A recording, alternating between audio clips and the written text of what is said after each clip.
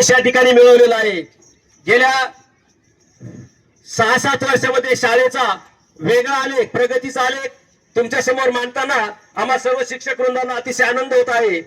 आपण या ठिकाणी पाहत आहात बैलगाडीमध्ये आमचा हा प्रवेश सोहळा या ठिकाणी रंगतदार सुरू आहे।